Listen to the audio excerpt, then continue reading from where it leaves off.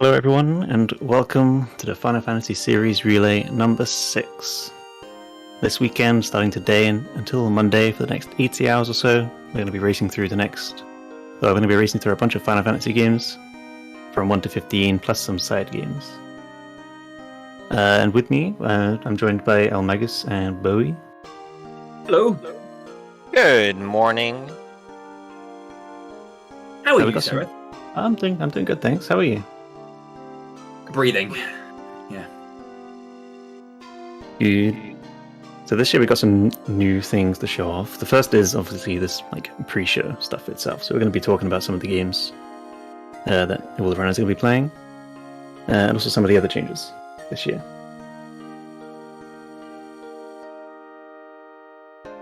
So the biggest change this year that I want to briefly mention is we're going to have a new overlay. So when we do get started, in like an hour and a half's time, we're going to see some shiny new overlay and some big changes, which is a pretty big deal because this is like the thing we get criticized on every single year. People are like, they want the game feeds to be bigger. And we finally listened. We finally made some changes, so it's pretty exciting.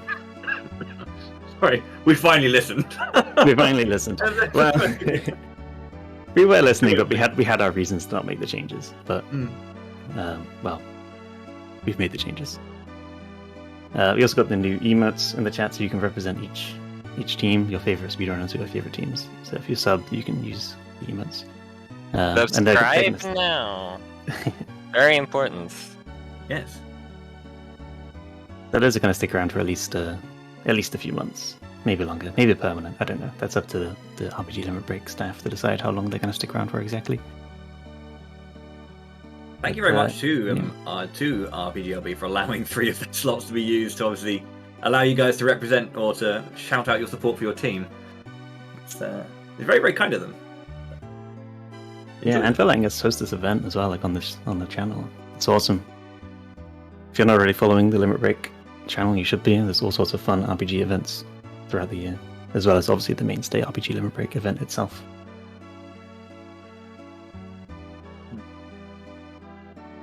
But yeah, when we get started, let's talk about the games. Shall we start with the first game? Yeah, let's crack on because we've got a lot of games to get through. This is the biggest relay we've had yet. 18 games on the list. I think the largest before was 17. I think so. Yeah, this is obviously it's +1, but yeah, a lot of games to go. This is the list on the left is the order that they will be played in. We may not talk about them in that direct order, but we probably will as well. Yeah, going to be opening up with FF8. Bit of a cracking start. Obviously one of the 3 of that PSX era. Fascinating game. Yeah, I think it's going to be a good one to open to. It's I think most people agree that it's got a pretty damn sweet soundtrack. So you're going to be lulled into a very comfortable state for your first few hours here.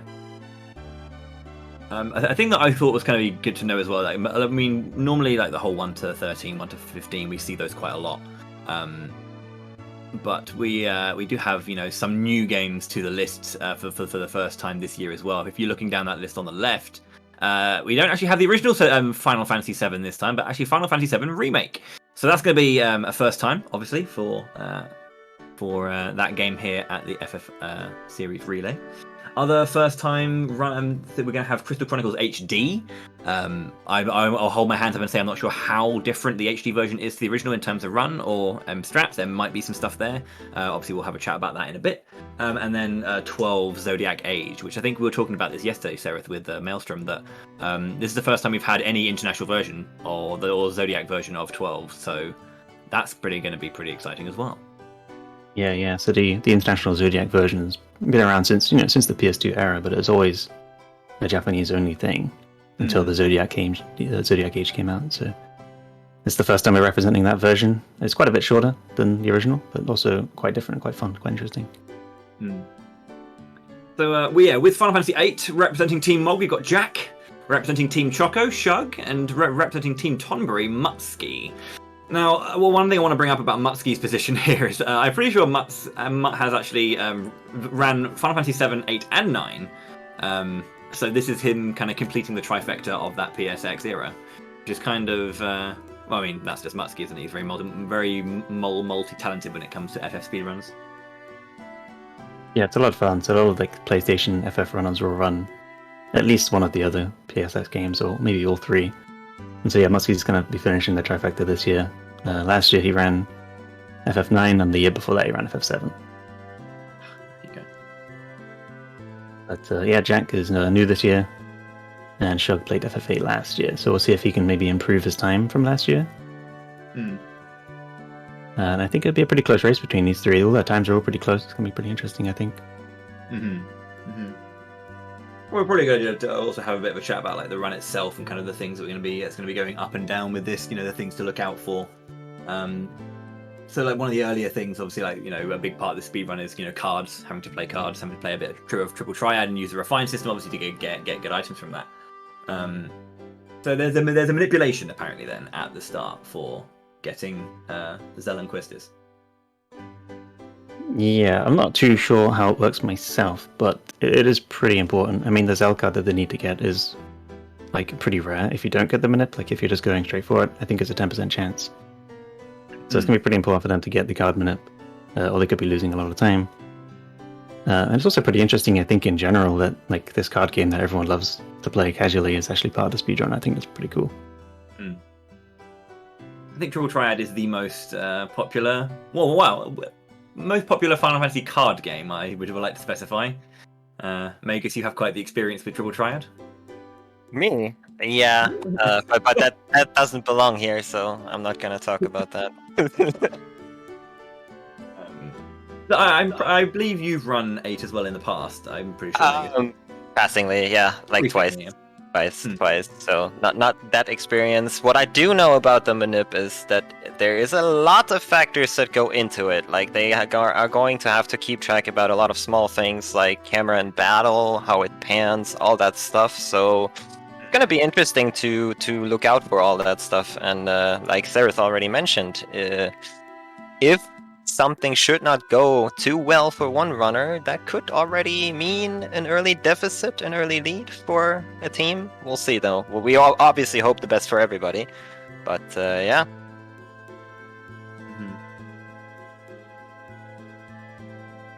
Another pretty cool part of this run that I really like is the Diablo fight. This fight, you use Zel's limit to input like really fast button sequences to use his limit to kill Diablo, because at this point of the game you're actually pretty weak. But by using Zel you can do like percentage based damage, I think, to Diablo and kill him off pretty early, which gives you like sort of early advantage towards like building towards the no encounter ability. So the earlier you can get Diablo, the better, so you can start getting the EP in early. Yeah, that's something that actually is quite fascinating about Final Fantasy VIII. I guess as a whole, I mean other games. There are a bunch of other RPGs that have this kind of like approach, but I think for me it was certainly the first time I experienced it, where obviously the level that you are does affect the level that the enemies are, and as you get stronger, they get stronger too. So one of those things that normally leaving Diablos until much later is actually kind of a scary thing to do, but it does mean that we're getting, being under-leveled in that game doesn't necessarily have. I mean, there will be obviously spikes there here and there, but it won't be an immediate kind of immediate weakness, because if you're weak, the enemies are also going to be scaled down for it too. So it's kind of like a fascinating balancing act going through 8 with that. Yeah, I think that's pretty unique to 8 too. Like I think there's 3 like tiers of enemies. There's like a weaker version of an enemy and like a mid and a high level enemy, and they all sort of scale as you actually go through the game. So yeah, that was pretty interesting. So they're going to be low level for that whole game, but it's actually sort of to their advantage in the end.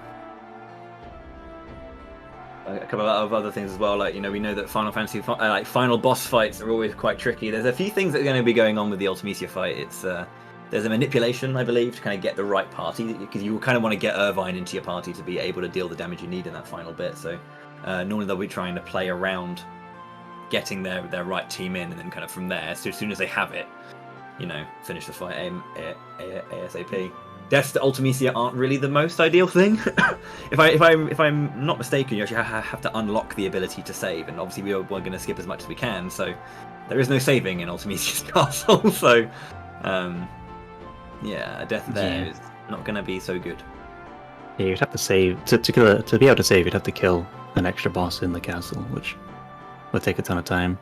And I think saving would also probably ruin the manipulation that you would want to do to get Irvine into your party, so it'd be sort of counterproductive. Sounds right, yeah. But yeah, that'd be pretty exciting. If it does go wrong, that could be a huge swing one way for either team, but hopefully it goes right. Shouldn't be any problems. These runners are all pretty experienced. Yeah. They better be. Yeah. I mean, I think as well, this is a team effort as well. So that whole idea of, whatever time you put in is not going to affect you, but the rest of your relay and the rest of your team. So, I don't want to put any pressure on anyone, but this is Jack's debut, obviously. So, want to see them come out really, really strong here and kind of like, it'll be fine. You'll have loads of fun. Don't worry. But yeah, it's one of those things. Want to, put on a good show. And pretty sure everyone's going to do a great job there. But yeah, that's FF8. Moving on, I think eLmaGus, this is your time to shine. We've got Final Fantasy Mystic Quest. Can you believe it? Great, yeah, fantastic. Absolutely Representing great. Team Mog, eLmaGus. Yeah, fascinating. Representing Team Choco, Fumo Mei-Ling. You may know as a previous moniker of some DDR noob, obviously Fumo now, just in case you weren't aware that there was a name change.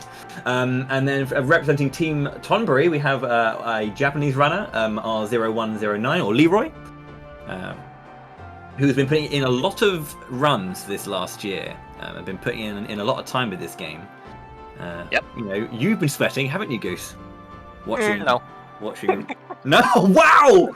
Oh, I believe in you, Leroy. I believe in you.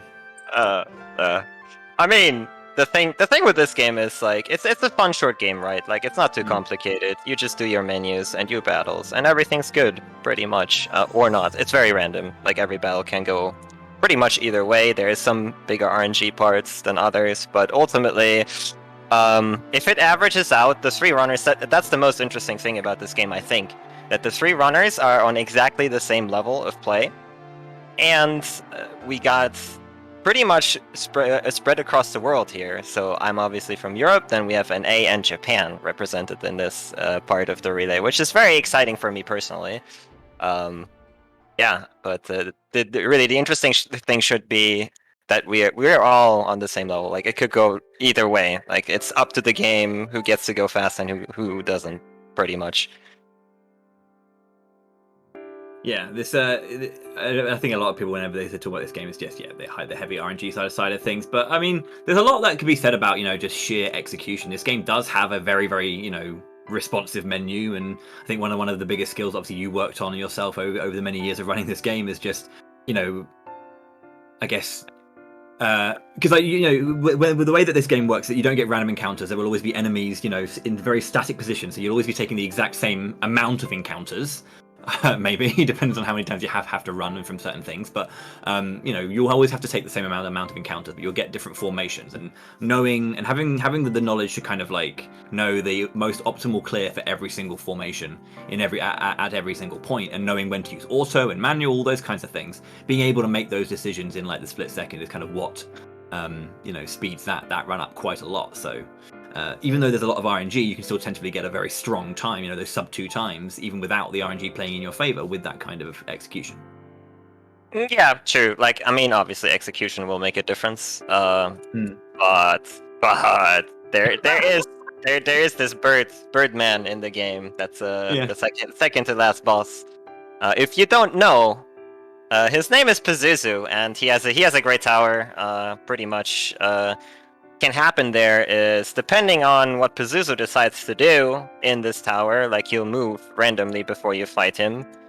Well, you may or may not lose 10 minutes of your speedrun. It may just happen, like that's just a thing that can happen. Which in the grand scheme for a relay that is this big, 10 minutes shouldn't be too bad of a difference if it should happen, and overall in the game it should balance out as well. But 10 minutes are still 10 minutes, so that could swing things quite heavily there. I know people who know Mystic Quest do love themselves their Pazuzu, so yeah, you got to find him, and then he's got to behave as well, because he can definitely, even in the fight itself, he can definitely be a bit of a pain too. So Oh yeah. That's bosses in general in the game can just decide to kill you. Like that's just like pretty much from the start of the game already. Like you can the first fight in the game you can just die. That's just happens. It happens. You just try again. That's the only good thing about the game. If you die in a battle, you can just try again. So that's nice at least. Yeah, I do remember my first ever playthrough of Mystic Quest, and I just died on the very first fight, and I was like, wait, did I do something wrong? A This classic. game is really hard. I will gift a sub for as many resets as we get on the first enemy. The tutorial fight, if you get crit, it's over. Yeah. Oh, it's funny. It's one of it. Because I mean, again, Final Fantasy Mystic Quest was always kind of touted as like your beginning RPG, your way into the genre, and yeah, it was just it's very brutal at times. So there was always kind of this weird sense of irony about that opening, but yeah, should be a fun one overall though. I think I think it's just a fun game to watch. It's a really easy watch, and obviously again rocking soundtrack, so people just enjoy watching it and getting involved with it for that reason. So Yeah, it's really not too hard to learn either. I did this for one of the 12-hour challenges, and so in 12 hours I learned to run this game, and I think I got like a 3-hour time or something, which is like an hour slower than the guys here are going to get, I'm sure, but like that's not bad for like spending a day and getting in a decent speedrun like that. It's pretty fun. And because you can retry, it's like it's so sort of welcoming and easy to get into. And then there are some cool glitches and things as well in it. So it's not just there's not just the RNG factor, but when it's played, you'll hear a lot more about it. But there's a lot more nuance to the game than you actually think. Like stat changes based on equipped weapons and glitches to have your partner have specific resistances and all that kind of stuff, and some item or some inventory manipulation as well to kind of skip some big stuff. So it's definitely quite a fascinating run from a mechanical standpoint too. So yeah. Moving on, I guess. Unless there's anything you want to say finally about Mystic Quest before we move on, Goose. I mean, the people will just have to wait and see, I guess. I don't know. Following up, then, excuse me, I'm coughing like hell. Following up Mystic Quest, then we have Final Fantasy X. The longest game in the relay, of course, every year. Great movie. This is super interesting, though. I mean, this year we got 3 new runners for FF10. Well, not new to FF10, but these 3 have not run in previous relays. So we got Kristen Arian on Team Mark, Crimson Inferno on Team Choco, and Wolverine on Team Tomari. And I also just want to give a quick sort of shout out to these guys because this run is at a pretty bad time. Just because of the way the relay works, right? It's a 24-hour thing. This is at a really horrible time in the UK in particular. We've got 2 UK runners. So I do want to give a sort of heartfelt thanks to Chris and Crimson to decide to start an FF10 run at about 4 a.m. or whatever it's going to be. Because it's a horrible time to start like a 9-hour speedrun.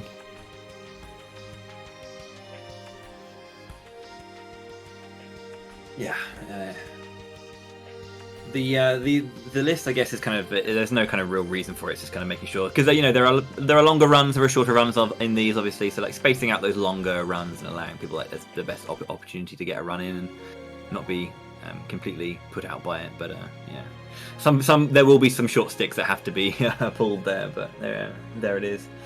So some things about this run then. I think one of the big things, obviously, I think earlier on in the run is the Blitzball. When you get to Luca, there's obviously the Blitzball match that you have to play in. This is run defining because again, I mean, losing apparently costs you around 3 or more minutes lost over the course of the rest of the run.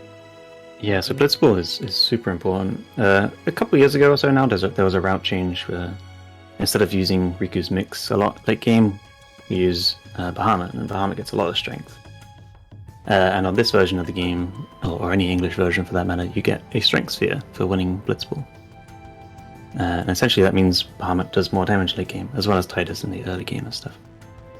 So this early on is like an extra strength boost you can get for the rest of the game. So it's just a sort of snowballing effect of like, you're stronger now for the rest of the game once you get this. So it's pretty important to win. And they're all probably most nervous about Blitz more than anything else in this run, I would say.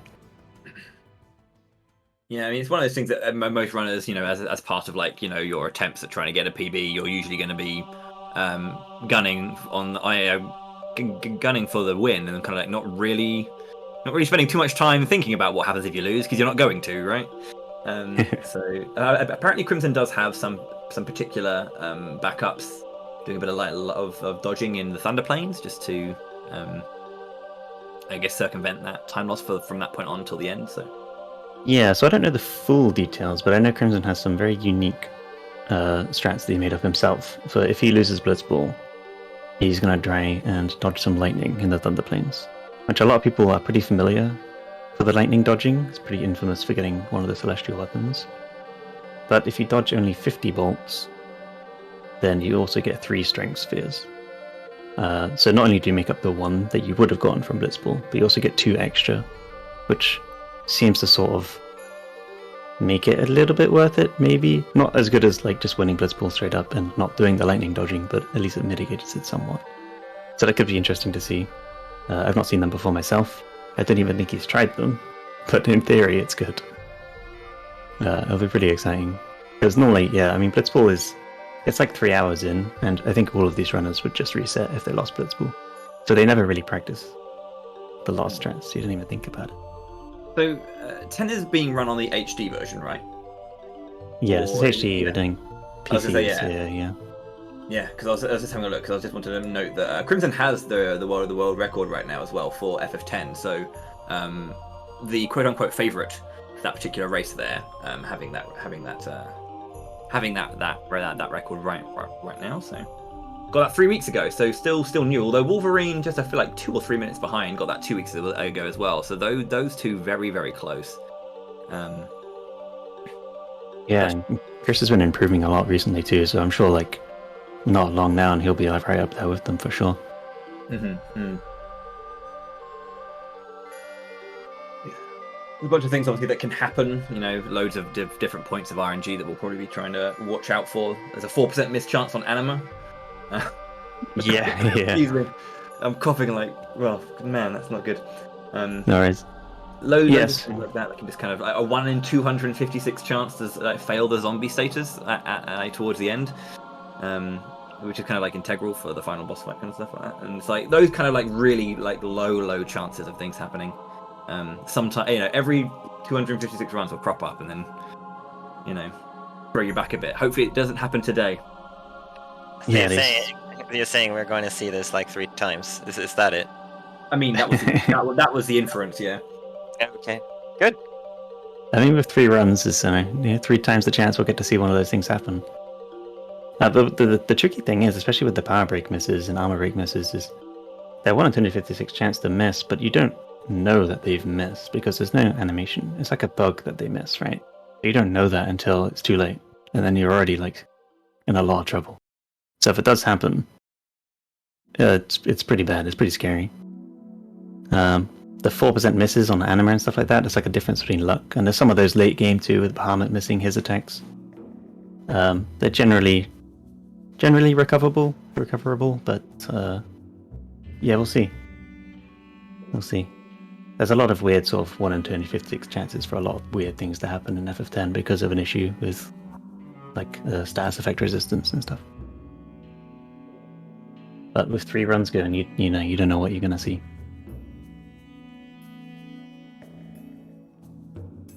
I think the only good thing is that we have autosaves for this one, right? So there's going to be at least that. If something should happen, then we're somewhat safe, I'd say.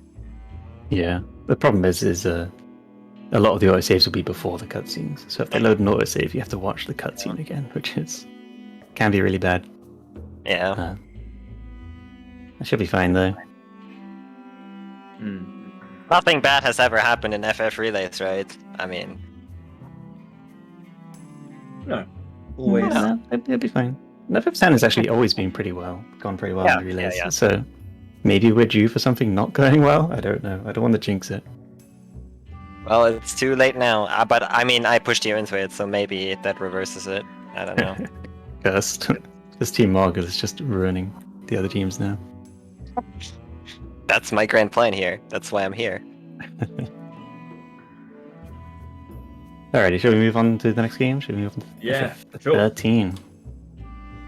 The first of the 13 trilogy, happening quite early on. We'll see 13-2 a bit later on. But yeah. So Aussie is another one of our Japanese runners. Their first time here in the relay as well.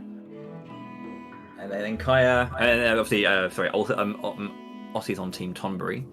Team Chucker, we got Olsen, and Team Mog, we got Kairun. And they are, I think they were here last year, or last relay as well. So returning. I'm not sure if they're on the same teams, but returning. Yeah, this will be another head-to-head, see if they can improve their own times or maybe beat each other. I don't remember who came first or second last year. But it'll be interesting anyway to see if they can improve on their times, I think, and get revenge on each other for whoever won. And Aussie's first time passed it to Spain, so we'll see how he shapes up compared to the other runners. And this run, this is a really fascinating run, I think, just because the combat system is already fairly dynamic anyway, kind of like having that much more kind of active version of the ATB system. It's always kind of rolling, much more fluid in that. So there's going to be a lot more kind of. I think it's just fascinating to watch, like the speed at which you kind of work through the paradigm shift system, making decisions, kind of like building those strats as you go. For those of you who didn't use that many shrouds when you're playing the game yourself, they do get used and they're very, very helpful. But yeah, there's loads of like really fascinating fights. The Bartandalus fights in particular, I think, are just kind of really, really. You want to watch out for them because they're going to be really good. Yeah. FF13 kind of gets a bad rep for its battle system, but it's really good, especially in speedrunning. It's super technical, really difficult speedrun. Absolutely. I think this is the thing that I find with a lot of speedruns out there for certain games, that generally they'll be like, oh man, no, this game wasn't, didn't have all this, that, and the other, and whatever, and all the usual critique. But actually, speedruns can sometimes really hone in on what's really strong about games. And I think, I agree that 13 is definitely one of those games that falls into that category, where the things that are really crisp and really clean about that game are definitely highlighted. Throughout the speedrun. So definitely. One to watch. I think 13 is a great game anyway. I really enjoy it. The run's really cool. Yeah, I think for me this is one of my favorite ones to watch. It's super fun. It's really, really technical, and it makes use of a lot of like the upgrade system and everything quite well. It makes use of like battle mechanics that you don't really either know exist or don't really make use of in sort of casual play. I mean, if you think of FF13 and you think of like auto battling and stuff, it's nothing like that. It's a lot harder and a lot more interesting than you might think. So definitely watch it, especially if you haven't seen 13 before. Really, really good.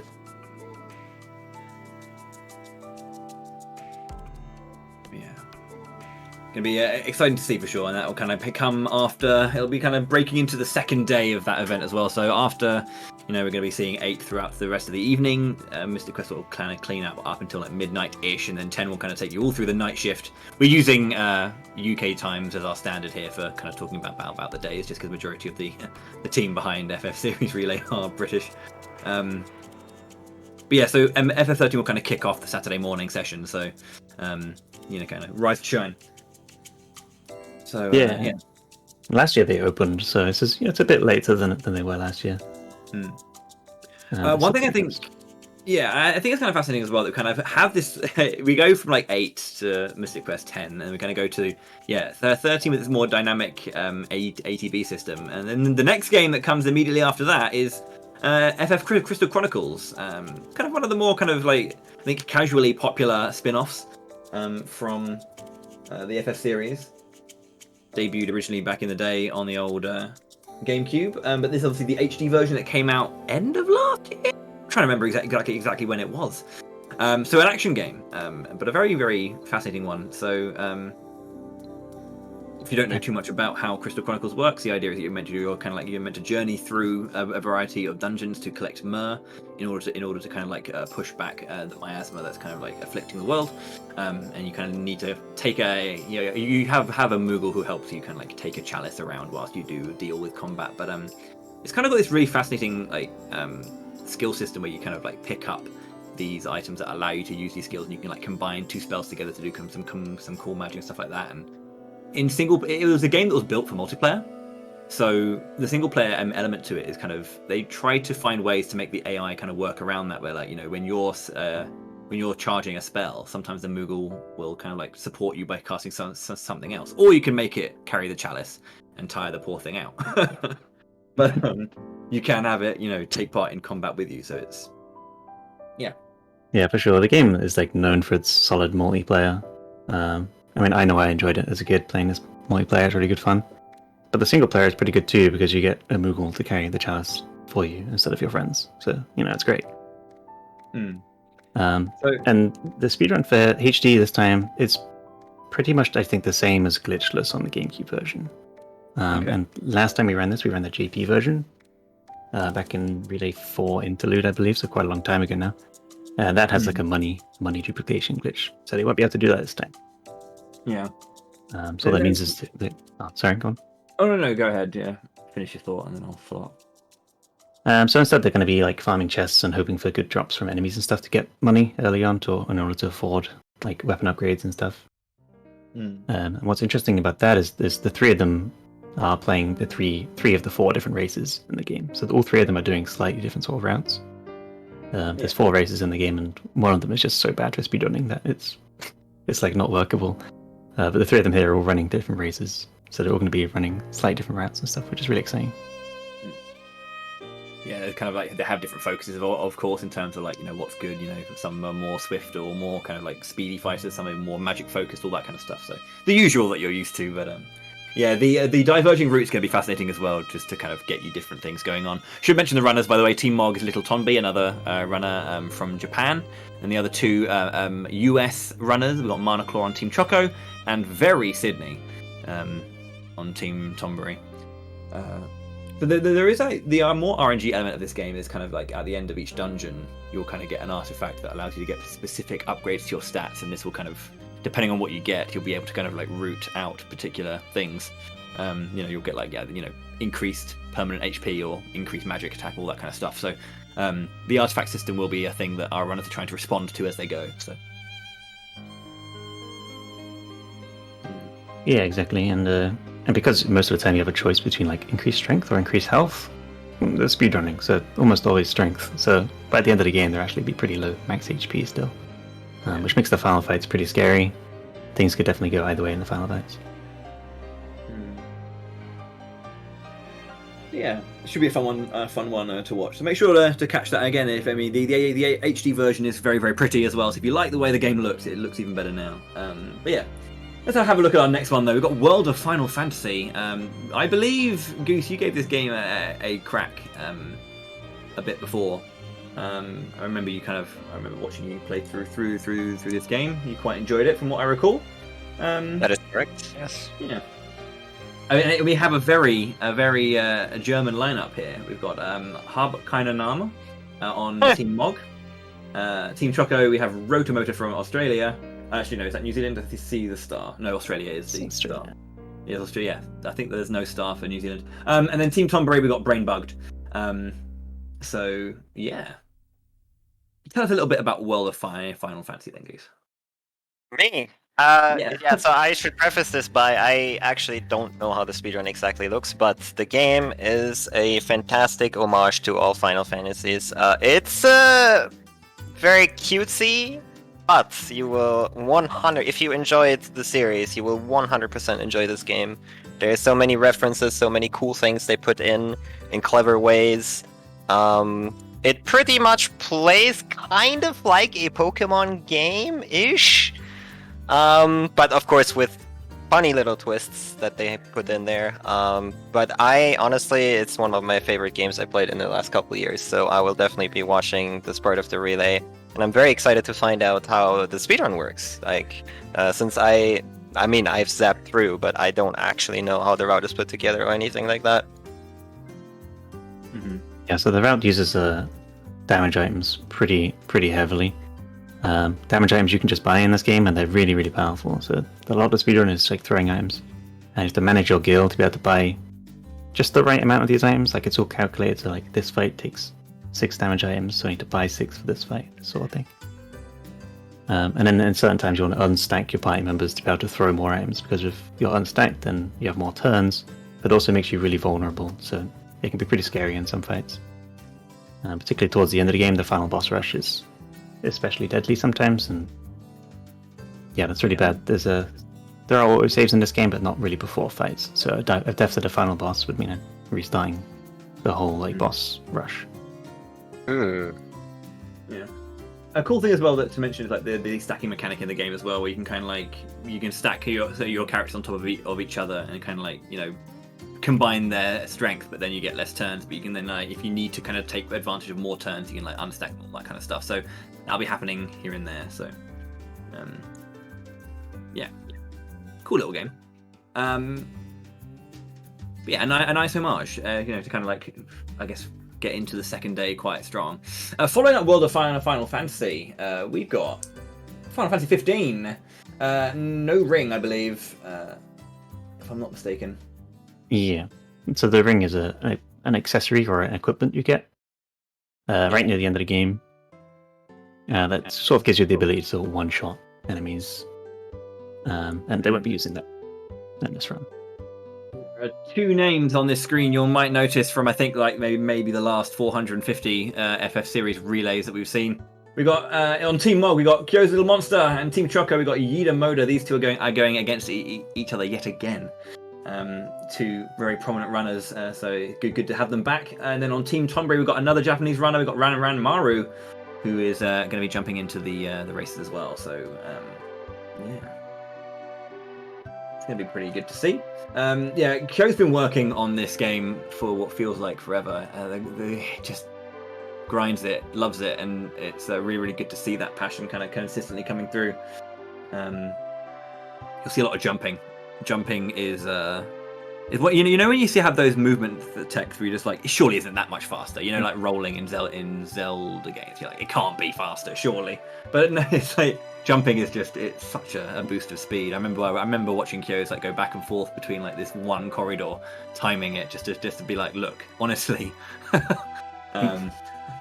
like 5 seconds faster for like 10 meters. Oh, not that bad, but yeah, it's like. Yeah, it's fascinating to see those like small optimizations, and like you can sprint in that game, so you think, oh, sprinting is probably faster than jumping, but now you have to jump, constantly jumping. I'm really glad I don't run any games that you need to jump all the time or roll all the time. I don't know how runners do it. It's like seems like a constant like annoyance to have to jump everywhere, but no, it's good fun. They're having a little look at some things as well. Excuse me. MP management is going to be a thing as well, because obviously, as well as obviously the running and jumping that's going to be used, but the warp strike that Noctis has is also a very, very strong mobility option, and obviously will be used in combat as well. I think the bigger the distance between you and the enemy when you kind of do warp strikes, the more damage comes out. So, MP management is going to be very, very integral to kind of like balance it between movement and combat. So, some things to be aware of. Yeah, so they need to like warp strike away to certain points to refill MP, and then warp strike back to do damage. And they also get I think it's called the air knife in that game, where like when you're in the air, the warp strikes cost less MP, so they can get that sort of jump warp strike and use warp strike to not only in battle to do a ton of damage to enemies, but also to sort of like gather like huge distances and warp strike around the field, because that's even faster than the jumping we just mentioned. Yeah. And there are also different like outfits that characters can wear to kind of like change their stats. And I think very early on we saw, normally it's like baseball cap Noctis. There will be usage of the Magitech suit as well, which I believe makes Noctis and the team kind of invulnerable for certain bits. So that's kind of, I think it's only available at certain points in the run as well. So the runners will be making use of that to obviously make things a little bit safer for them when they're making their way through that run. But it is fast paced. When it gets into the heavy part of the combat. So yeah, and as we said earlier, Kyos and Yida have been have raced each other many times over the last few relays. So it'll be a good grudge match from them, and we'll see what Ranmaro can do to maybe pull the rug from under them. Yeah, I'm super excited to see who wins this one. It's pretty close between the three of them. With that said, though, we're going to be taking things back a few years. Let's crank it back 9 installments and head over to the SNES era of, well, for just a little bit of Final Fantasy. We're going back to Final Fantasy VI. Any percent glitchless. There's one name you'll definitely notice on there that you may know very, very well. For Team Tonberry, Dai Nuitari. I believe still the current record holder and the only one to get the sub 5. That Yeah, I think would it's be accurate. correct. Yes. Pretty much Oh, yeah. the record holder in almost any category now. Like he's working on it. Work in progress. So Dine is the Final Fantasy VI speedrun, is what you're trying to say. Pretty much right now. So I mean, we need some new challenges probably. I don't know. Maybe it happens this relay. I don't know. Do you remember the? I remember the sub 5 grind. I watched that for quite a while. It was pretty exhausting to watch, but because like pretty much stream every day, pretty much run every day, and it took forever. Lots of runs that were on really good pace died to some questionable things, but yeah, you know how speedruns are. Oh yeah. But the satisfaction when he finally got it was pretty big. And let's have a look at our other runners as well. We've got Lion Musashi for Team Choco and Muchiha for Team Mog as well. So let's have a look. Another JP runner. It's great to have so much of the Japanese speedrunning community getting involved with this event. It's just great to see them. Much appreciated. And I believe it's also Lion's debut as well. So this is 2 new runners to the relay. As a 2 new whole. challenges to try and take on Dine. Yep. I mean, in a no reset run, especially like in RPGs in general, a lot of things can happen. So, like, just because somebody has like a world record time, he doesn't need to win that part of the relay, you know. So, we'll see. And the other 2, of course, have been working very hard as well. Like, I'm the mod on speedrun.com for FF6, so I notice I get runs sent like every 2 or 3 days. So, I mean. There's definitely been a lot of work put in, so I'm very excited to especially see we are running different versions, are we? Is that right? Yeah. I believe, I'm pretty sure that Muchiha is running the Japanese version of the game. Yeah. Lion and Lion are obviously running the NTSCU. Yeah, so that's another thing that's going to be very interesting to see. In theory, for a glitchless one, that shouldn't really make a big difference, but the menu looks a bit different, and the text is a bit faster, I believe, just because of the way of how Japanese is just shorter than English text, so that's pretty much the reason there. But ultimately, it's about even, roughly. Would be very different if the run was glitched. There's quite a few things you can do on the Japanese version you can't do on the English version, but yeah. It's going to be very interesting to see because like the Japanese community in general is very strong for FF6 especially. So I'm pretty sure they're going to be expecting a strong showing here. Like as far as I can remember, that's the first time I connected to the Japanese speedrunning community with something. It was FF6. So I'm excited for this. I think as well, like excuse me, wow, stutter, come back. FF6 closed the marathon last time, and it's in the middle of it now, so it's kind of going to be put straight into the mix, and it'll be fun to see like how this game will change the standings and all that kind of stuff. If you're a fan of memes, which I know most of the internet is, we maybe will see a train get suplexed. Who can say? But yeah, I mean, because it's glitchless, there are some things, obviously, I think the commentators will go into more detail, but there are some things that, some big things that we know about speedrunning that are going to be taken out. Sketch glitch is like a big thing that you can do with Realm to kind of like, I think that's like a massive warp to the end of the game, and Vanish Doom is kind of like a big glitch as well in any percent, I believe. Or is that in No Sketch? One of the two. But the commentators will go into great detail about that. But there are some pretty popular and well-known glitches that are obviously not allowed in that. But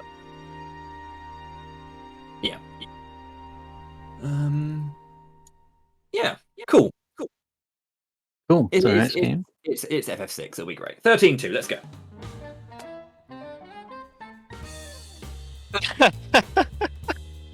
The 13-2 has another Japanese runner, which is awesome. We got Hawk Snow on Team Mog.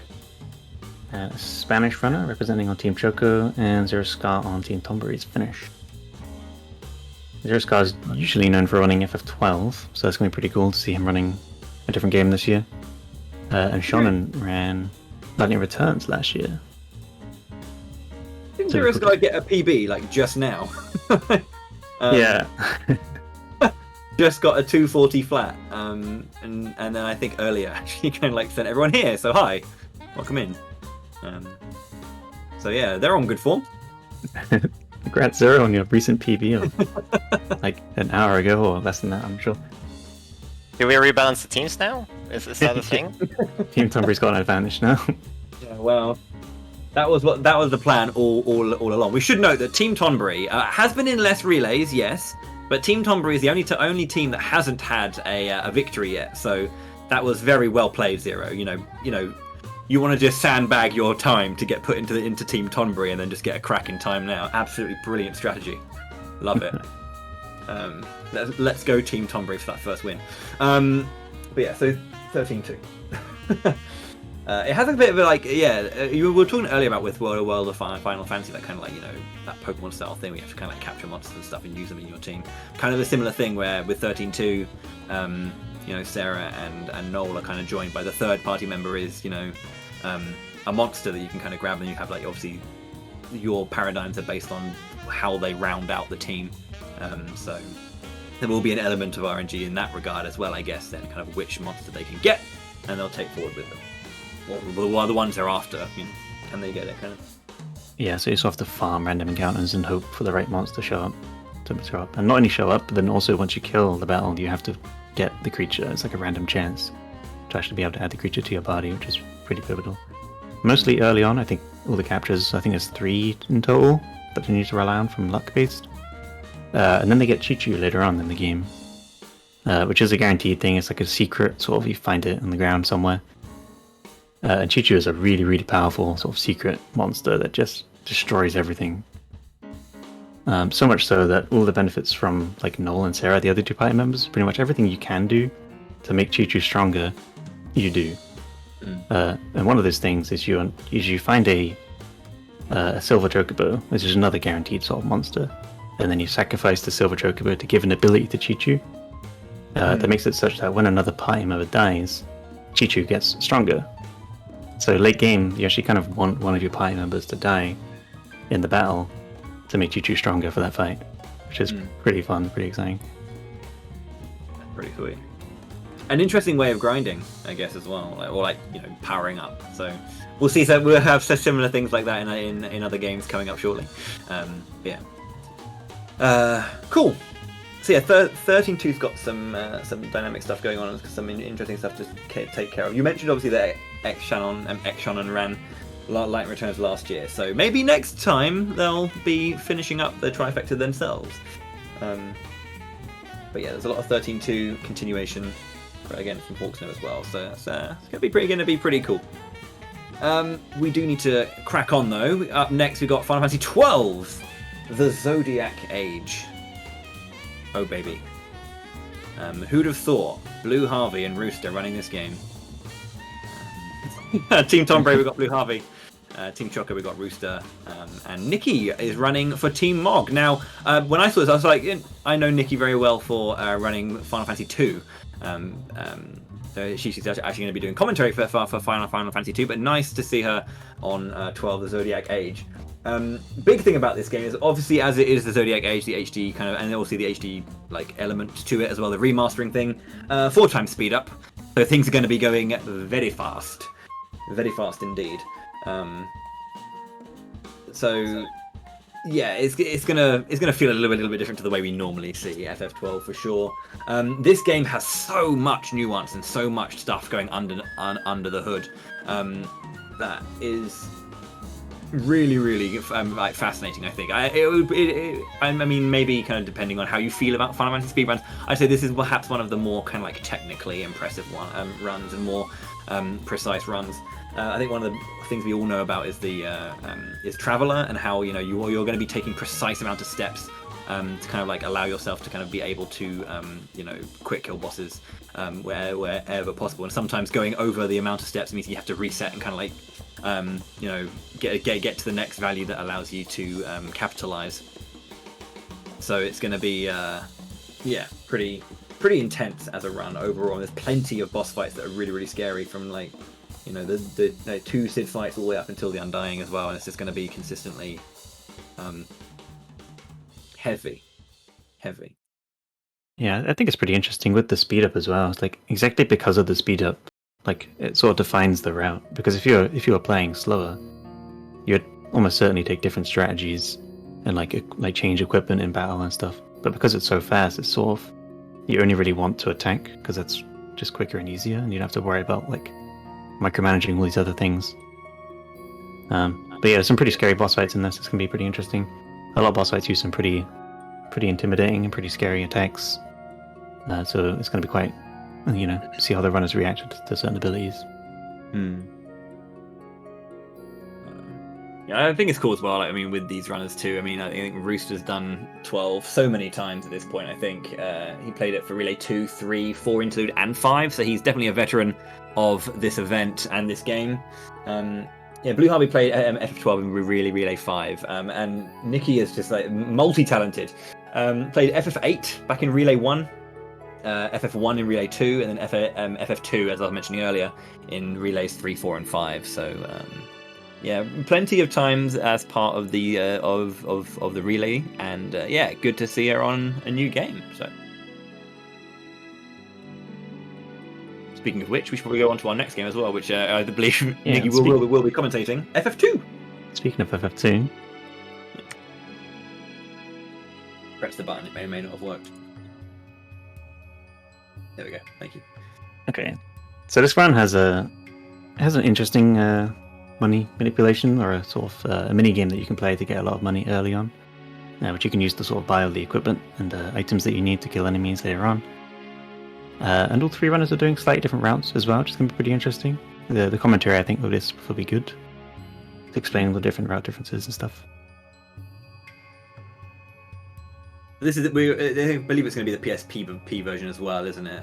Which is obviously very fast paced. One of the biggest things about this game is as a separate entity, and kind of why I mentioned it earlier in 13.2, how killing off your character would empower Chi-Chu. Final Fantasy 2 kind of works in a very different style of leveling system, where continued usage of different attacks or different spells, it slowly increases your ability with them. So I think one of the kind of like most well-known things when it comes to Final Fantasy 2 is using your teammates as like punching bags in order to kind of like get stronger, and hit particular like strength points. But yeah, FF2 kind of like sometimes gets a bit of a bad rap, but I think it's a really fascinating game as well. It's got a lot of stuff going for it. Yeah, for sure. It's pretty interesting. There's like step routes and stuff as well, so it's quite difficult. But yeah, quickly just for this one, we've got Boxmeister on Team Mog, Katariko on Team Joker, and Seri, another Japanese runner on Team Tombu, representing. And I think we have to quickly move on because we are falling a bit behind. Yeah. Final Right, Fantasy 4. Never heard of that game. Fantasy 4, yeah. You're the guy here, Goose. You know this game. We got a lot of names that you probably have heard when it comes to Final Fantasy 4. Team Mog, Couch 23, Team Choco, Vanny Van, Team Tombury, Yelthrick. So this is the Yes 64 No Credits War, I believe. Yes. A very fascinating run. Originated way back, but I don't want to talk about the origins too much. First, let's quickly talk about the runners, because like Couch and Bonnie have been running this game for years now. Yelthrick as well, but he's comparatively relatively new, so I'm actually pretty sure that this is also his first relay appearance, so should be excited for that. I think all 3 of them were Couch not in a relay before? All 3 of them are new. Interesting, because like Couch and Bonnie have been running this game, like I said, for years, and they've been in countless marathons doing this specific category, so they have some pretty decent experience with it. Yelthrick, I'm not sure about the marathon experience, but there is to say about like they are all about the same level of like consistency play. So this is going to be a very close one. Now, the interesting thing about the category is, so normally, you do a speed run, you go from the start to the finish, like, going along the way the game gives you pretty much more or less. This game, you play the first hour and a half roughly normal, and then you start counting. And you count up to 64. I don't want to spoil too much about it, but then what the runners are going to do is essentially they're going to walk through the game's memory, and they have to prepare their inventory and their spell order and all that in very specific ways to be able to pretty much skip the later half of the game and immediately go to the final boss. Which of course also entails that, well, they are too weak, so they are going to make some special preparations to kill the final boss in one hit! One hit. Yeah, it's pretty mad how this run looks, and it's a pretty dangerous run too. Like, there is lots of ways for it. It's pretty finicky, obviously. Like, when I say you walk through the memory of the game, then you might think, yeah, that sounds pretty interesting, but it's of course also very volatile. They have to be very specific preparations in order to be able to do that. And you can't really mess up too much, because then if you access some stuff that you shouldn't at a bad time, the game will pretty much just soft lock. So there is of course safe ways, and I'm hoping that the runners agree to do that more or less. There's safe ways to approach this. We don't want any disasters, especially in a relay race where a team loses 20 minutes because they have to redo the glitch. That'd be bad. But I think they are all very experienced, like I said, so they'll be ready.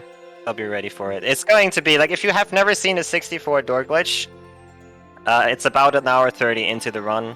I highly recommend you watch that, because it's a trip, that's for sure. It's a trip. When you say walk through the memory, it's almost quite literal. Like you see the memory in a sense. Yeah, you do. It's fascinating. It's fascinating. I believe as well it's also kind of step rooted as well, because I seem to remember watching people reset to kind of get the right step route on and kind of get the right seed as well, kind of similar to how FF6 can work sometimes as well. But it's very precise in the early part of the game too, for that reason. Oh yeah, definitely. Fortunately, it doesn't really matter what seed you're on. You will always be able to have a step route. It might just end up being slower if you are on a non-favorable seed than over a favorable seed. But it shouldn't make a difference more than, I believe, 2 minutes. So that shouldn't really mix things up too badly. Sure. Okay, well, yeah, definitely a big one. It's a fan favorite for sure. It's one always a big part of these relays is FF4. Speaking of kind of a fan favorite, we're going to be moving on to Final Fantasy VII. But as we mentioned earlier, we're not going to be having the original Final Fantasy VII. We will have the remake version, which is wait, I pressed the wrong button. There. There we go. There we go. I see what you did there. I see what you did there. Yeah. We jump. Well, yeah, 2 + 5 = 7. Yay! Welcome to Final Fantasy VII Remake. Obviously, it's not the same game. The big thing about this game, obviously, is that hybrid system of the action ATB, where engaging in the action element of the game increases the ATB to be able to do the big damage coming out from your skills and your abilities that you can do by cashing in your ATB that you gain from action. Obviously, a big release last year, very highly anticipated. The run has been pushed quite a lot in the last year since it has released. Major glitches was found quite often. I believe we're going to be running the NMG category, so all the big chapter skipping glitches we're not going to see. So it's going to be a lot more focused on that minute to minute combat and that kind of just the ability the runners have to kind of really min-max their damage at that point. Kind of similar to FF13 in a way as well, where you've got the stagger system, where by dealing damage it builds up the stagger bar, and then when you kind of hit them into stagger, you can then there are different abilities that will either deal damage or do a lot more damage for staggering, and then you kind of want to jump between the two so you can kind of get the big hits out where they matter. Boss fights obviously have these phases, so kind of being able to get through each phase, as quickly as possible. You have trying to do each phase in one stagger, or even in no staggers, versus kind of having to you don't really want to miss out on those big windows of opportunity to deal massive damage. Yeah, so this is one of those runs I think where, because it's an action RPG, it sort of looks like they're just sort of winging it and just playing the game. But these fights, I can't stress how sort of calculated and thought out the battle plans are for each fight. It's very fascinating, and every turn is really, really sort of timed to perfection. It's a really exciting run, and these runners have all been improving a lot recently too. They're all really close in time, and they keep topping each other's times and stuff. It's pretty exciting. And NMG has just been really competitive lately in general. And I think, as far as I'm aware, this is sort of the first sort of marathon showcase showing of NMG. So it'll be cool to get some nice insightful commentary as well. I'm pretty excited. Looking over runners too, mentioning them. Team Mog, we got Hello Internet. Team Choco, we got Felwanger from Brazil. And Team Tombury, we got Goran from Croatia. You may know Goran quite well, but I've been running a bunch of Final Fantasies. I'm pretty sure I remember them running 10-2 quite a lot back in the day. I seem to remember off the top of my head. But an experienced FF speedrunner. So that's pretty cool. Felwanger played FF9 last year. This is Goran and Hello's debut, though, so they're kind of their first time here at the relay. But as I said, I'm pretty sure. I think Goran's quite an experienced runner, so not going to be too phased by anything there. But yeah, I think I don't think we want to say too much about 7 Remake, just because it is a new run, and I think it's one of those ones you're going to want to watch it just to kind of see what they've made of a new release. Cereth was mentioning how actually very calculated it is, and I think that's going to be one of those things to really. You may not notice it, but there's a lot more nuance to it than it might seem. But yeah, I think it's been covered pretty well. Yeah, watch it. Next game is Final Fantasy V.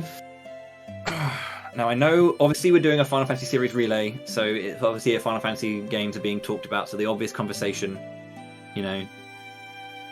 we are now finally at the best Final Fantasy. Right, Team Mog. We got Dark Light Boko, a Chocobo playing on Team Mog. Don't ask, we don't know. Team Choco, we've got Aixodon on Team Choco, and then Rupan, another of our Japanese runners, again on Team Tonbury. I like how majority of the Japanese runners are on Team Tonbury as well. Only a few of them are on Team Mog, but generally they've all been put onto Team Tonbury. Love it. FF5. Fascinating run. This is glitchless, right? So this is really weird. We're so used to seeing the normal glitched runs, aren't we? So I don't think I've ever seen a glitchless run of this game. At first I was like, is this not step rooted? They're like, oh no, it still is. But there's no glitches. So we're actually going to see Neo X-Death. Amazing. I don't know anything about the glitchless run. Goose, please tell me you do. I mean, the differences are relatively minor. You obviously can't exploit infinite money and all that stuff, but the adaptation pretty much is if you've seen an FF5 speedrun, I would say 5 years ago, also had glitches already, but it's closer to that than the 90% run is nowadays. So they are still going to be exploiting the jobs to the maximum, obviously. Stuff like Chemist is still broken. It's still going to get used. Blue Mage will still have its uses. But I think the very interesting thing here is that, as you mentioned, you have never seen a glitchless speedrun, and that's the reason is pretty much nobody did this, mostly. There's very few and far in between glitchless runs for this game, and Exodon and Darklight Boko specifically for this relay learned this category, so shout outs to them for that. That's a pretty big thing to do. But yeah, you mentioned Neo X-Death, of course, will be seen. The money route is another very big difference to a normal run, because I mean, you can't just do the duplication glitch. So what you end up having to do is, of course, you have to do item pickups when you can, when it's allowed for you in the step route to pick up an item and get money that way. In return, that means your money is really tight, so they will have to pay attention to that, obviously. But that yeah. Other than that, the big thing for a 4-hour-ish run like that is the step route. Especially FF5 is known for this. Like FF5 step route, it's not super strict, but it saves you so much time because this game allows you to skip multiple encounters by doing the step route correctly. The unfortunate thing is there's a chance that if you get off, you have no way to get back onto it, and this can happen pretty early into the run. And if it does, that means that big time loss potentially. Can of course always get lucky, but you know. Why be good when you can just get lucky, right? Classic, yeah. But yeah, I mean, maintaining the step route is a big thing. It's really difficult though because of the way the game controls. Most of the step route is, if you can, you route it in a way where you have like certain fixed points that you know you have to walk up to and then turn around and all that stuff. You know, bump into walls, all the good stuff. It's going to be very good to see. Again. Exoden and Darklight Boko were relatively new to the game, have a year or two of experience by now, but excited to see what they came up with, because this is also a game that constantly changes in routing because of the step route just keeps constantly changing. Obviously for a new category there's going to be a new one, but even the normal category sees changes pretty much every year, so very excited. Yeah, I think it's kind of fascinating how this game is always being worked on. There's always more things that we can find with it. It's such a hilariously and beautifully broken game. So, yeah, I haven't seen the glitches one, so I'm probably going to be definitely checking in with that myself, just because, yeah, just to see how it looks. But yeah, I believe in terms of like runner experience as well. I think Ruplan last year played FF7. And Exoden played FF4, so they're not new. I think this is Boko's debut, though, so yeah. Good little team. Looking good. Moving on, though, we're going to go back to the beginning of the whole lot. I don't think we're playing the NES version, though, sadly. I think we're going to be playing PSP version again for Final Fantasy 1! Almost. There we go. Yeah, so PSP version, as you mentioned. Team Mog is this guy Arsik. Team Choco is Riles G, and Team Tombury got Speaker Boy. Now, there's a bit of interesting stuff about these runners. I'm pretty sure, if I have this right, aren't Riles and this guy Arsik brothers? What I'm told. Yeah, that's one of the notes we have here. So it's an IRL grudge match, apparently. So. Oh boy. Yeah. They're in the same room. Some IRL sabotage. Yeah. So they're all first-time participants, brand new to the relay, but yeah, general experience, I'm pretty sure. Final Fantasy 1 has obviously loads of different versions of the game, but it's always fascinating to see this run. It's a lot of all the kind of like the more like, I guess, fancy stuff in later Final Fantasy isn't there, and it's scaled back just to be very simplistic, which is kind of cool.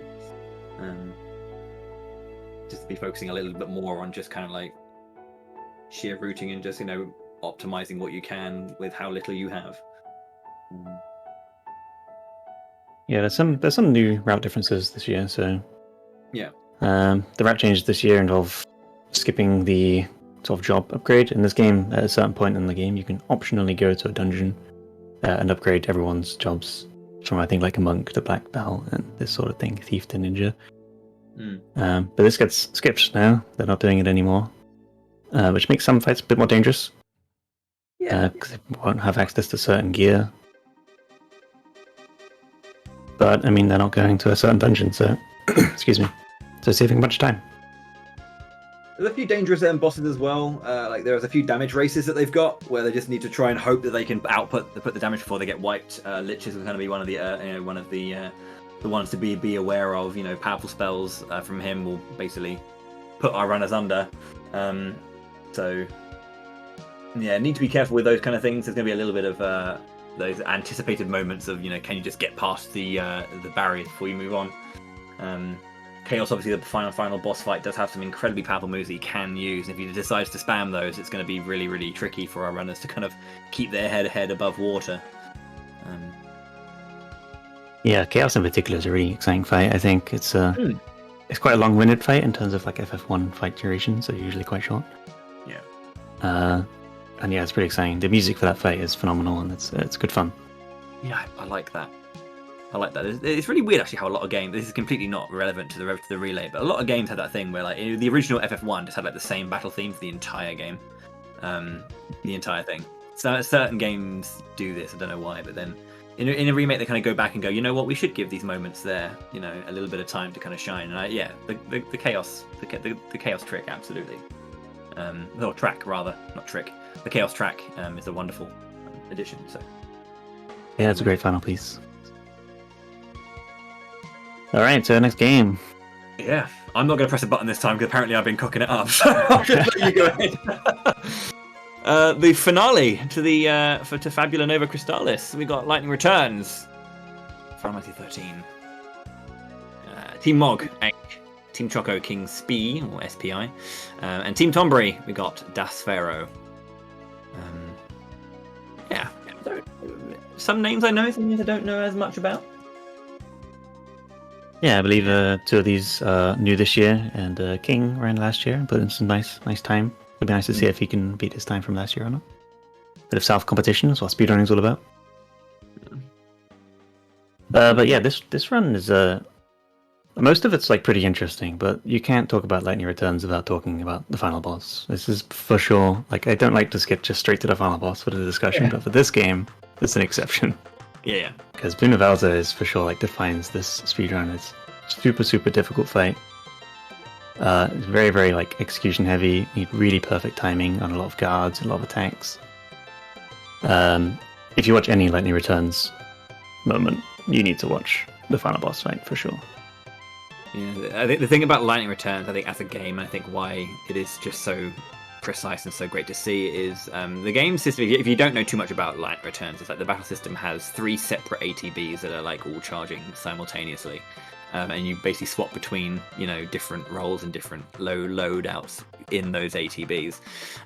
It's kind of interesting how like the 13 games have kind of like played around with that, and then they kind of like just had one character but doing all of it in one go. So it kind of makes for a much more frantic and on-the-fly switching, which I think really ups the pace in general. So just combat in general in LR is really impressive. Yeah, for sure. It's a really unique battle system, and it's a lot of fun. Like juggling between like 3 different jobs and remembering which like abilities are on which buttons and stuff. It's quite difficult. A lot of things are really like tight timing.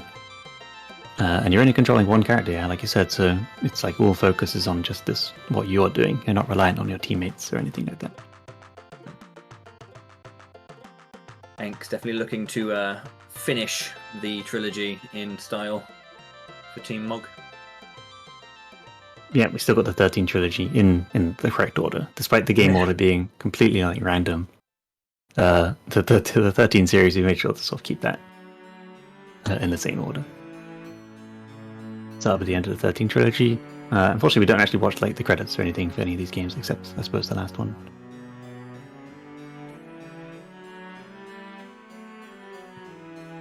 But yeah, I think that's all I really got to say about Lightning Returns. It's good fun.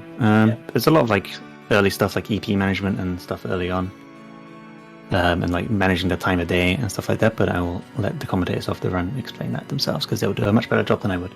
Mm-hmm.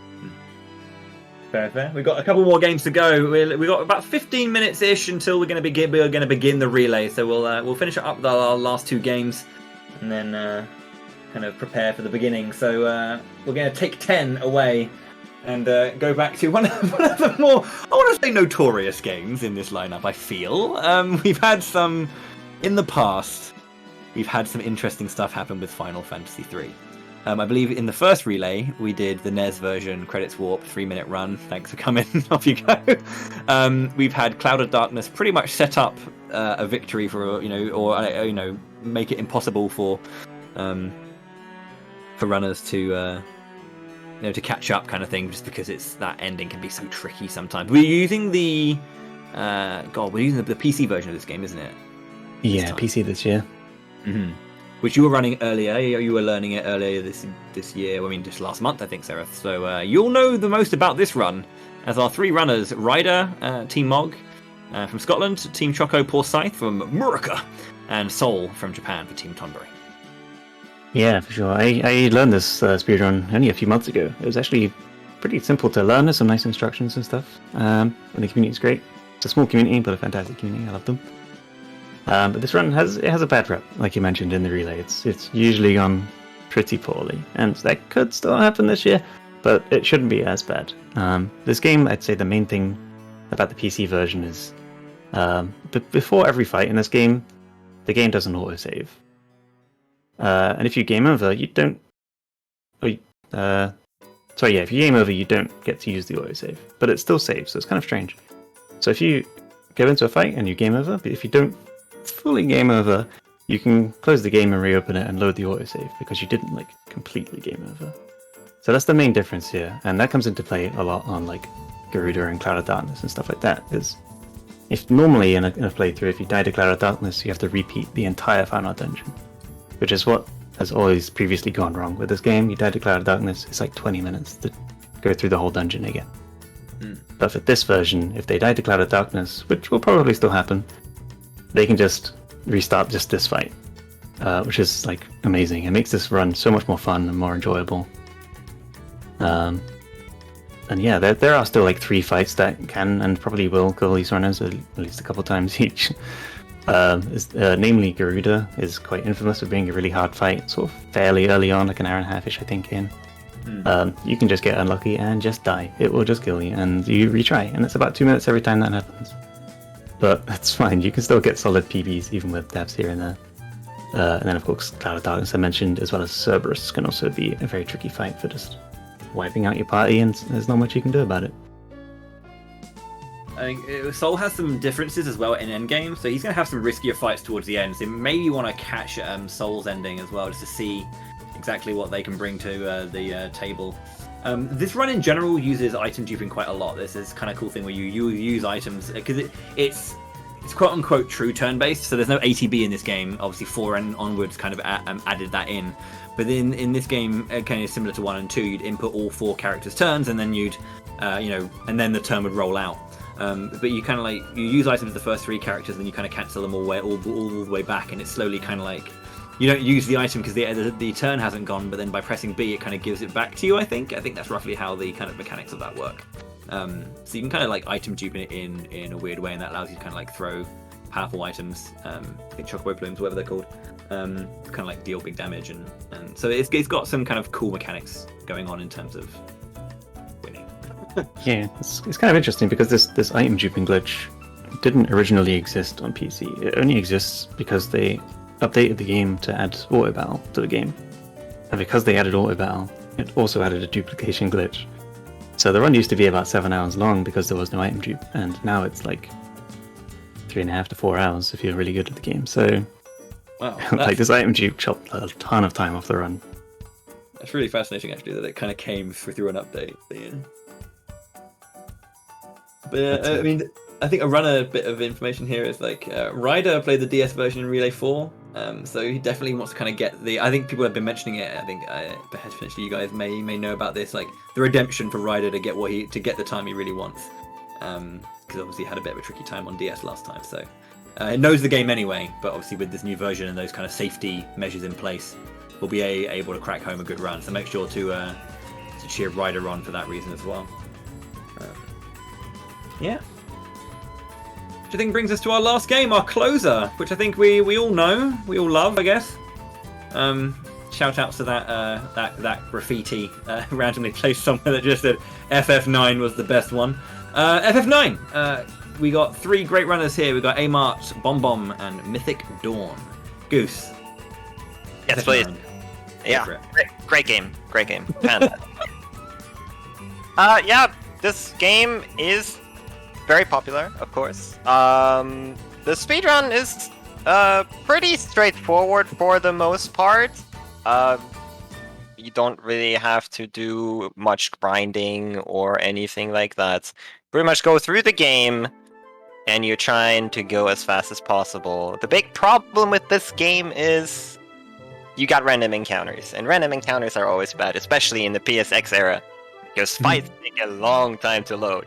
So that's going to be a big factor in the runs here. That depending on how many random encounters you get in certain places, you may or may not save/lose time. Pretty much one of the biggest factors in the entire run. What's really cool about this game, though, is like if you think, okay, that randomness, that's the only thing the game has to offer. This game does have very responsive menus, and you can save a lot of time by being really fast in the menus. Like it's very underrated how much time you can actually save. And let me tell you, the 3 runners for this game, they are going pretty fast in the menus. It's very impressive, especially FF9. Very notorious, of course, also because Luz ran it at GDQ and did the blindfold menu. But it's always a treat to see like runners that know what they're doing menu in this game, and they are going to be exceptional. I'm pretty sure. Like they've all been putting in a lot of work. So if you didn't know, like for all the runs, we had to submit like practice runs and stuff. And the FF9 crew pretty much went way further than they had to. Like they submitted runs every 2 days almost. It's been pretty crazy. Especially Mythic, I believe, in Discord has been submitting runs. So they are very well practiced, and it's going to be very close. Most of the bosses are pretty straightforward, very execution heavy as well. There can, of course, like, small RNG things can happen. But then we have the one big thing that will decide this relay, probably, hopefully. I actually am hoping for it.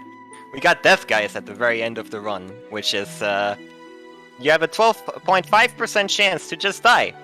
And dying in a speedrun is bad. And yeah, again, it's a PSX game, so like they are making safety saves. I hope. I pray they are making a safety save before Death Guys. But yeah, loading that and dying obviously costs you about 3 minutes. So that could make or break the relay. And actually, I am hoping that there's a swing there. I don't really care for who, like, in which favor it swings, but that would be pretty hype to end on that. Like, a very close race where Death Guys decides it, that would be amazing. It would also be incredibly painful for the person who gets Death Guys, but yeah. That's what I'm saying. That's what I'm saying. I don't really care, like, which team, even though I'm Mog, like, I just want to see some pain. Like, that would be great. Amar, Bomb, Mythic, suffer for our entertainment, please. Wow. Just wishing Death Guys on everyone. What if it's equally on everyone? Will that satisfy you? Yeah. Your bloodlust? Yeah. Like, imagine all the people die and it's back to normal. That would be fine by me. Like, it would just be exciting. I just need it to be exciting. I can tell you're a white mage main, dude. Sustenance for the blood lily over here. Just imagine all 3 runners get perfect fights. I mean, what kind of ending is that? I'm glad you're not the final boss. Boring. I don't know. But yeah, I mean, pretty much all said for this game. Again, the runners, fantastic. They've been working very hard. They are going to present the game in a great way. So, yeah, I'm looking forward to this. Yeah, I think it's definitely going to be good. I mean, all of the runners, they've been picked for a reason. They put in some time. It's always good to get new runners in and to kind of really support all that progress that they're making, no matter how, if they've been running the game for 5 years or running a game for a year. The effort you put in, it's gonna come to a head here and be rewarded in a great fun 4 days of 3+. It's kind of not full 4, but 80 hours or so of Final Fantasy speedruns. It's gonna be intense. Yeah. One of my favorite things actually always to see when we prepare for this, that's like just all the people submitting their PBs. So many people PB for this event specifically. It's amazing. Yeah, I think that's really, really cool as well. I mean, whenever events like this happen, people try and push so hard just to kind of, because they want to win. As much as we are kind of like, we want everyone to have a good time, we want everyone to enjoy themselves. We have teams. Team Mog currently has 2 wins. Team Choco 4 wins. Team Tonberry, that's a big old 0. The donut. Let's not end it on a donut, Team Tonberry. I think it's a good time to actually ask. Do we have any predictions? Who are we rooting for? I'm always Team Tonberry. That's no offense to Team Mog or Team Choco. Just Team Tonberry. Come on. One win. Let's go. So last year I said FF13 was the opener, and I said the team that finished Chapter 1 last would go on to win. And that happened. I was right. So this year I'm going to say the same thing, and whoever's done last with the fish fins in FF8, that team will go on to win. That's my pick. Man, wow. What a nice way to bail out of the prediction. That's really, Yeah. I like it. I like it. Get off the fence. Make your choice. Like, we know that Goose is Team Death Team Death guys. That's fine. Yeah. I'll go Team Tonbury. They're the cutest mascot. And Cereth is no. Team Fence. Team Fence Sitter. Team will see. We'll find out in 15 minutes or so. Yeah. However long fish fins is, I can't remember. Yeah. Well, we've got a few minutes to go. Obviously, we've got like 4 or so minutes until the beginning of the race. We're going to be opening, as we said, with Final Fantasy VIII. So we're probably going to gear up for that one. But obviously, before we do bring the runners up and bring the commentators in, we do want to obviously finish up the pre-show here. So thank you very much for listening and for watching. Obviously, it's good to have you guys here and anticipating the event. And hopefully you do enjoy the overall run. Yeah. I guess I'll say that's enough from me at least. I guess we can pass it back to Cereth, who can do our final thanks and kind of gear up for our first run. Yeah, thanks so much, Bowie, and thanks, Magus, for joining. Appreciate it, guys. Thank you for inviting us on. It's greatly appreciated as well. Thank you. Cool, right, we got about 4 minutes to go. I just want to give some quick shout-outs and thanks to certain people that helped sort of put this event together. So obviously thanks to Bowie and eLmaGus, who's just joined me for this pre-show. That was awesome, it went really well, I think. I want to thank Casa, who put together some of the artwork, the emotes that you're using in the chat, as well as the artwork on the screen. Thanks, Casa, for putting that together. I want to give thanks to Mr. Zwenzig, who helped with some of the relay programming. Like the timer we use is like a bespoke thing. It's put together specifically for the relay, and Zwenzig helped out a lot this year and improving and adding some features to that we needed. I want to give a huge thanks to Poexel and the RPG Limit Breaks staff for letting us use this channel to host our event every year, and all the mods that are sort of helping as well. Some of them are part of the staff, some aren't. But yeah, thanks a lot, and especially this year in particular for letting us add the emotes to the channel. I think that's really, really cool. So thank you so much for letting us add 3 emotes. So please sub, and you can share for your favorite teams. That's really cool, I think. I want to give huge thanks to Hoishin. Hoishin helped translate a ton of stuff for us and really like sort of opened our horizon a lot more for Japanese interaction. Last year's or previous years we've had maybe like 1 or 2 Japanese runners, and this year we have 9 and 11 people total, so we have 1 backup, and Hoishin himself is a backup and doing another translating. So it's really cool to have this sort of international sort of group effort, and thanks to Hoishin for sort of making that happen really, and translating so many things for us, and possibly even some live translations later on during the event. Yeah, I think that's about it. I want to give thanks to, I guess, the Seven Sins for letting us use his PC and his internet connection to host the relay on. So thanks, C7. He lets us use his kit like every year, and it helps out a lot. And thanks to Rory Extra Life for doing some extra little helping things here and there. Helped earlier today, in fact, getting some of those together for this pre-show that you just watched. And of course, thanks to Maelstrom, the main man of the relay, I would say, does a good 90% of the work. So huge thanks to Maelstrom, who I'm sure you might hear from in just a moment. As we hand over to the FF8 team. Thank you so much, everybody. Please enjoy the relay. I will see you later.